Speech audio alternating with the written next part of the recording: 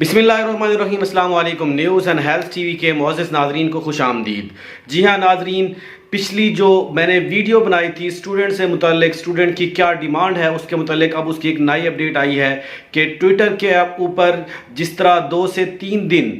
Imran Khan student کی سن لو hash tag trend جو تھا وہ ٹاپ پہ تھا، اب جو اسٹوڈنٹ کی طرف سے ایک دوسرا ہیش ٹیگ چلایا گیا ہے جو ٹاپ ٹرینڈ پہ ہے، وہ ہے پاک آرمی سے ان کی امیدیں ہیں، اور پاک آرمی سے متعلق انہوں نے ہیش ٹیگ بنایا ہوا ہے، اور کسی نے آرمی چیف کی، کسی نے کسی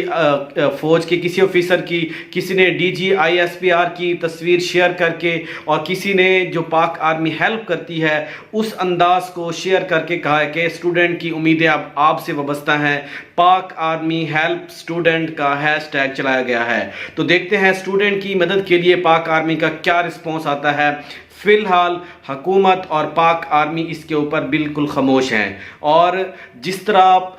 تمام اسٹوڈنٹ پاک آرمی سے محبت کرتے ہیں، ان سے پیار کرتے ہیں، اور اپنے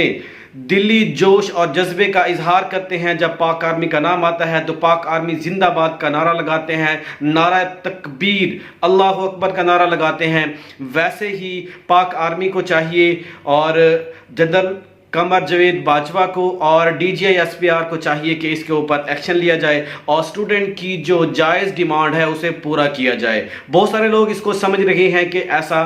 یہ اسٹوڈنٹ جو چلا رہے ہیں وہ غلط ہیں، اور کچھ ایسے اسٹوڈنٹ چلا رہے ہیں جو بالکل نکمے ہیں اور جو پڑھائی نہیں کرنا چاہتے، ان لوگوں کی طرف سے یہ چلایا گیا ہے، لیکن ایسا نہیں ہے۔ ایسا کیسے ہو سکتا ہے جب آپ کے لیکچر آن لائن ہو اور آپ کا جو پیپر ہو وہ فزیکل لیا جائے؟ تو